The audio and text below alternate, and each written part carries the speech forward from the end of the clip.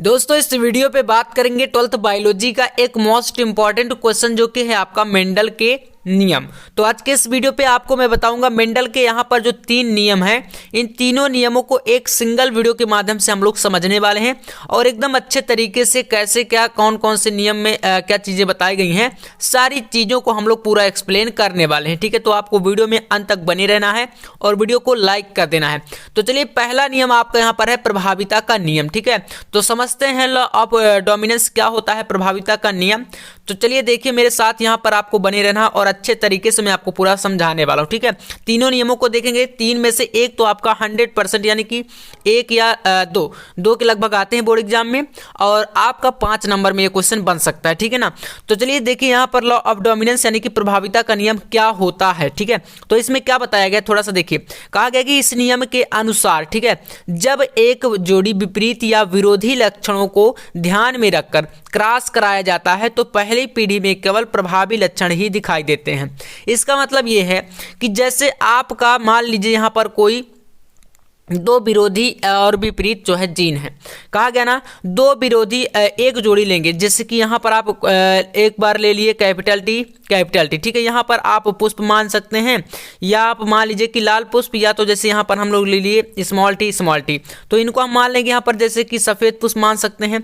तो यहाँ पर ये लाल हो गए, तो एक दूसरे के ये क्या हो गए, विपरीत हो गए। या तो मान सकते हैं कि यही जो कैपिटल टी है ये आपके लंबे पौधे हो जाएंगे और यहाँ पर जो स्मॉल टी आप ले लिए तो ये आपके शुद्ध बौने पौधे हो जाएंगे। तो ये क्या होंगे, एक दूसरे के विरोधी लक्षण वाले विपरीत हो जाएंगे, है ना। यहाँ पर एक जो है लाल हो गया और एक सफेद। तो इसमें जो पहली पीढ़ी होगी जिसको हम लोग F1 पीढ़ी बोलेंगे, तो जो पहली पीढ़ी होगी इसमें केवल और केवल प्रभावी लक्षण ही दिखाई देते हैं। चलिए इसका एग्जाम्पल देखेंगे तो और अच्छे से आपको क्लियर हो जाएगा। देखिए यहाँ पर क्या है, एग्जाम्पल है कि मेंडल द्वारा, ठीक है, शुद्ध लंबे व शुद्ध बौने पौधे में संकरण के पश्चात प्रथम पीढ़ी में केवल लंबे पौधे प्राप्त हुए।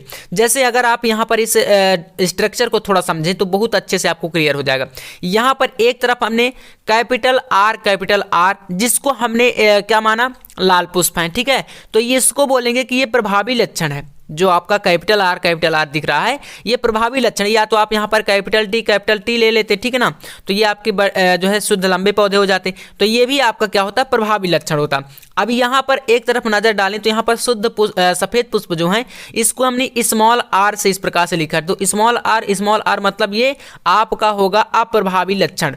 अब यहाँ पर एक प्रभावी है और एक अप्रभावी है। जब इन दोनों के बीच क्रॉस कराया गया तो हमारी पहली जो पीढ़ी होगी F1 पीढ़ी, इसमें हमें क्या प्राप्त होता है, तो हमें एक मिलता है कैपिटल आर और एक स्मॉल आर। इसका मतलब ये हुआ कि ये आपको केवल जो मिल रहा है लाल पुष्प मिल रहा है। तो आपने देखा कि जो लाल पुष्प है शुरुआत में आप देखे हैं ये आपका प्रभावी लक्षण है। ठीक है, तो हमें लाल पुष्प ही मिला, अर्थात ये प्रभावी लक्षण ही हमें दिखाई दिया, तो इसको बोलते हैं मेंडल का प्रभाविता नियम। ठीक है ना, और इसमें यही चीज कहा गया कि जो प्रथम पीढ़ी होगी इसमें केवल शुद्ध लंबे पौधे प्राप्त होते हैं और यही होता है क्या, हमें प्रभावी लक्षण ही दिखाई देंगे। तो ये होता है मेंडल का प्रथम नियम। तो इसको आप अच्छे से क्लियर भी कर लिए होंगे। तो बहुत ही छोटा सा नियम है। अब इसके बाद देखिए दूसरा नियम यहाँ पर आता है पृथक्करण नियम। पृथक्करण नियम को भी चलिए जानते हैं क्या होता है। तो नेक्स्ट यहाँ पर देखिए दूसरा नियम, इसको बोलते हैं पृथक्करण या युग्मकों की शुद्धता का नियम। काफी इंपॉर्टेंट नियम है, अच्छे तरीके से यहाँ पर आपको बताएंगे। चलिए इसकी जो परिभाषा है उसको पहले देखते हैं। यहाँ पर बताया गया है, देखिए ये जो आपका मेंडल का प्रथम नियम है उसी के अकॉर्डिंग काम करता है, लेकिन थोड़ा सा यहाँ पर स्ट्रेटेजी इसकी अलग है, बस वो समझना है आपको। ठीक है, इसमें कहा गया कि जब एक जोड़ी विपरीत लक्षणों को ध्यान में रखकर क्रॉस कराया जाता है तो ये एक दूसरे से बिना मिश्रित हुए साथ साथ रहते हैं और तथा युग्मकों के निर्माण के लिए समय युग्मकों का जब निर्माण होता है, मतलब जब क्रॉस होता है तो उसमें क्या होता है, देखिए इसको थोड़ा समझिएगा। जब यहाँ पर युग्मकों का निर्माण होता है तो उस समय ये शुद्ध रूप से अलग अलग हो जाते हैं और इस नियम को पृथक्करण नियम कहते हैं। पृथक्करण का मतलब समझ रहे हैं, पृथक करना मतलब अलग करना, बांट देना, यही तो होता है इस वर्ड का मतलब।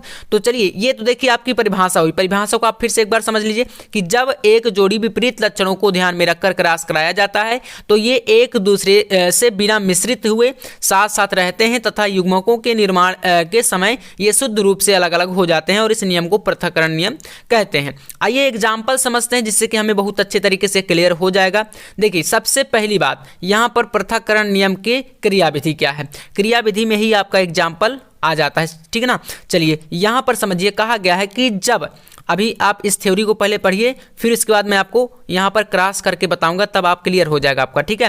देखिए यहाँ पर है कि जब समयुग्मजी, इसका मतलब है समयुग्मजी मतलब समझ रहे हैं, जैसे आप कैपिटल आर ले रहे हैं तो ये आपके समयुग्मजी है, ठीक है ना, और आप स्मॉल आर ले रहे हैं तो ये भी आपके एक दूसरे के समान है। तो जब समयुग्मजी लाल पुष्प वाले पौधे का क्रॉस दूसरे समयुग्मजी सफेद पुष्प वाले पौधे से कराया जाता है, ठीक है, मतलब कैपिटल आर का क्रॉस स्मॉल आर से कराया जाता है, वही चीज़ यहाँ तक बताई गई। तो जो आपका संकरण के बाद पहली पीढ़ी होगी F1 पीढ़ी, इसमें पौधे के पुष्प का लक्षण प्रारूप लाल होगा। जैसे कि यहाँ तक तो आपका ये मेंडल का प्रथम नियम लग रहा है, ठीक है ना, इतना जो प्रोसेस हो रहा है ये प्रथम नियम में होता है और यहाँ तक वही चीज़ है। इसके बाद यहाँ से देखिए आपका पृथक्करण नियम काम करता है दूसरा, तथा जीन प्रारूप कैपिटल आर स्मॉल आर प्राप्त होते हैं, और ये भी हमें प्रथम नियम में मिला था।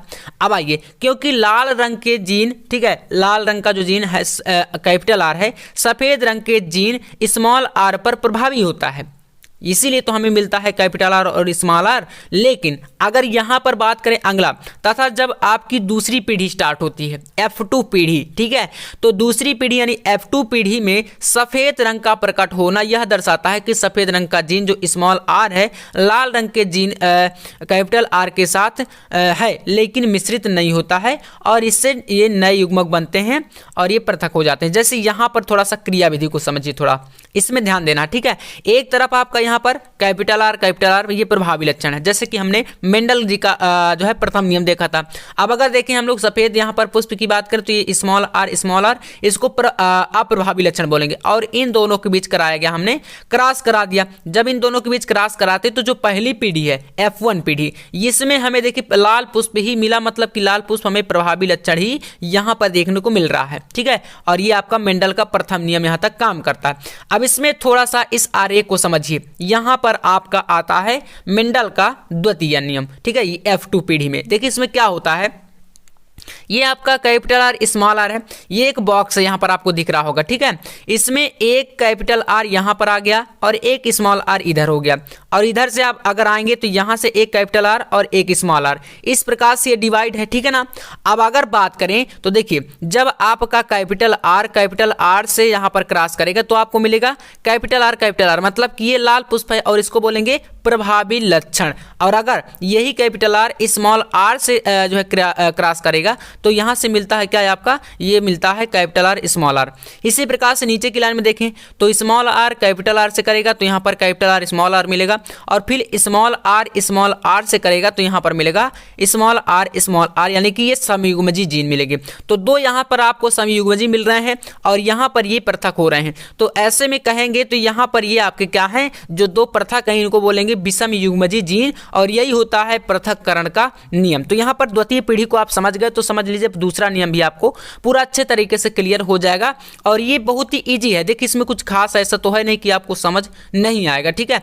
तो चलिए ये चीज आपको क्लियर है, इस आरेख को अच्छे से आप क्लियर कर लीजिएगा, और यही होता है आपका मेंडल का पृथक्करण का नियम, ठीक है ना। तो इसमें द्वितीय नियम, और अगर आप दूसरे नियम को याद कर लेते हैं तो पहला नियम अपने आप याद हो जाएगा, ठीक है, ये चीज आप अप्लाई करिएगा।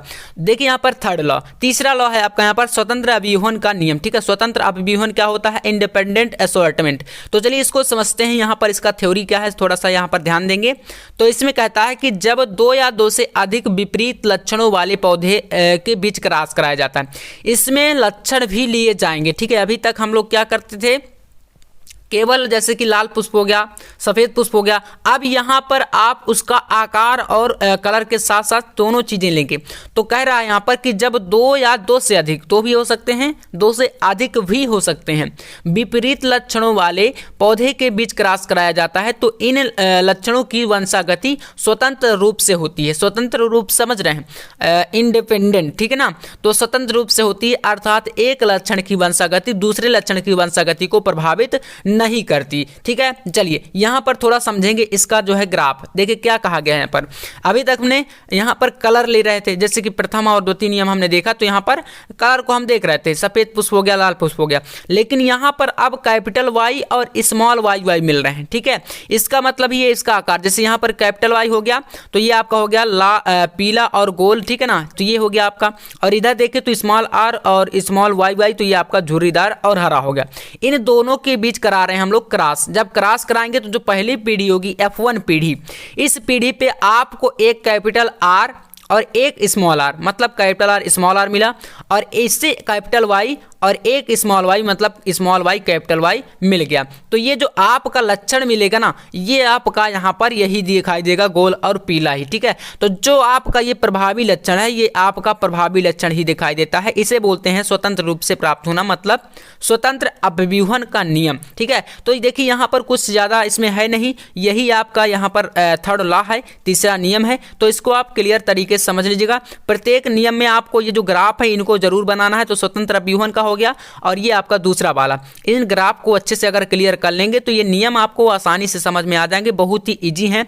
और बोर्ड एग्जाम में आप समझ लीजिए 3 नियम है, 3 में से आपका 2 नियम कोई भी आ सकता है, चाहे कि प्रभाविता और पृथक्करण आ जाए, या तो आपका पृथक्करण स्वतंत्र अभिव्यूहन आ जाए, या स्वतंत्र अभिव्यूहन या प्रभाविता आ जाए। मतलब 2 आपके क्लियर रहते हैं बोर्ड एग्जाम में 100%। 3 नंबर से लेकर आपका 5 नंबर तक का ये क्वेश्चन बोर्ड एग्जाम में आपके आता है क्लास 12th बायोलॉजी में। ठीक है, तो अगर ये टॉपिक आपको क्लियर हो गया हो तो वीडियो को लाइक कर देना है, चैनल पर नए हैं तो सब्सक्राइब आप लोग जरूर कर लीजिएगा, ताकि इसी प्रकार से एक टॉपिक का जो वीडियो है आपको मिलता रहे। ठीक है, बाकी चलिए मिलते हैं नेक्स्ट वीडियो में नेक्स्ट टॉपिक के साथ। तब तक के लिए जय हिंद, वंदे मातरम।